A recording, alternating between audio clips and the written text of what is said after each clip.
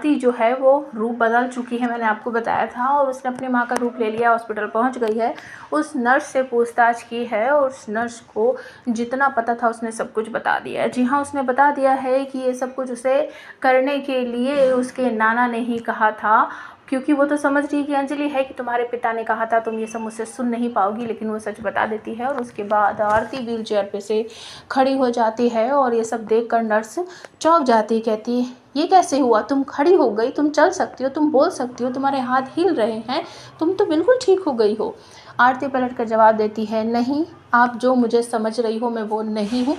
तो नर्स कहती है इसका मतलब क्या हुआ, कि इसका मतलब ये है कि मैं अंजलि नहीं हूँ, तो तुम कौन हो, तुम तो उसके जैसी हो बिल्कुल, कि मैं अमन उसकी सिंह बेटी राजपूत। हूँ। ये सुनने के बाद नर्स कहती है हे भगवान, तुमने मुझे धोखा दिया है। तो आरती कहती है नहीं, बिल्कुल भी नहीं, मुझे सच जानना था, मैं रिपोर्टर हूँ और मैं इस केस की तह तक जाने की कोशिश कर रही हूँ। दूसरी तरफ आपको देखने को मिलेगा कि आज वेद और कली की सुहाग रात है और वेद जो है वो अपने घर पर बहुत ज़्यादा पछता रहा है कि ये सब क्या हो गया, कैसे हो गया, मैं तो आरती से प्यार करता था, आरती के साथ मैं शादी करना चाहता था। और अपनी माँ की फ़ोटो के सामने वो बहुत बुरी तरीके से रो रहा है। और उसके बाद आपको देखने को मिलता है कि जब वो कमरे में आता है तो देखता है कि कली जो है वो अपने बेड पर बैठी हुई है और वो मना कर देता है कि तुम्हें ये सब करने की कोई ज़रूरत नहीं है और मैं तुमसे प्यार नहीं करता हूँ, मैं आरती से प्यार करता हूँ और मैं तुम्हारे साथ शादी मजबूरी में की है, क्योंकि आरती ने मुझे मजबूर कर दिया है और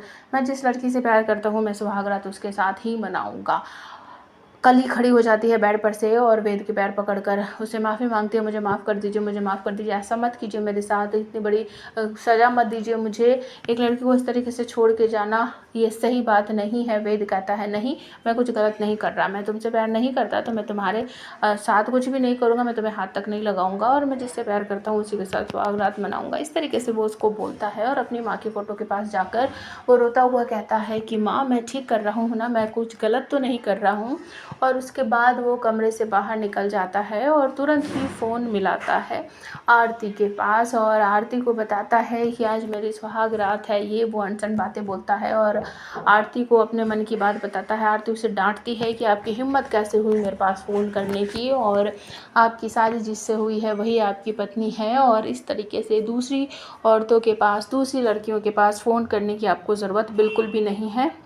आपके लिए बिल्कुल अच्छा नहीं होगा, जिससे आपकी शादी हुई है उसी से प्यार कीजिए, उसी के साथ सुहागरात मनाइए। इस तरीके से वो बोलती है और वेद कहता है कि नहीं, मैं ऐसा कुछ भी नहीं करूँगा, तुम मुझे एक बात के लिए मजबूर कर सकती हो, सारी बात मैं तुम्हारी नहीं मानूंगा। और वो फ़ोन कट कर देता है। उसके बाद आपको देखने को मिलता है कि तुरंत ही कली जो है वो भी फ़ोन करती है आरती के पास और उसे बताती है कि दीदी, वेद जी ने मेरे साथ ऐसा ऐसा किया है, वो मुझे छोड़कर चले गए हैं और कितनी शर्म की बात है मेरे लिए, इससे अच्छा तो ये होता कि मैं किसी कोठे पर मुजरा कर रही होती। इतना गलत वर्ड यूज़ करती है वो। और उसके बाद आरती उसे डांटती है कि खबरदार अगर ये वर्ड अपनी ज़ुबान पर लाया, मैं तुझे वहाँ से बचाकर इसलिए नहीं लाई थी कि तू फिर उससे वहीं जाए, दोबारा ऐसी गलती की तो तेरे लिए ठीक नहीं होगा। वेद जी आज नाराज़ है, कोई बात नहीं, कल वो मान जाएंगी, तो थोड़ा सा सब्र रख। तो आने वाले एपिसोड में हाई वोल्टेज ड्रामा भी होता हुआ दिखेगा और आप हमें कमेंट करके बताओ क्या सच में वेद जो है वो सच्चा प्यार करता है, कभी आरती उसकी से, और क्या भावनाओं को आरती समझेगी।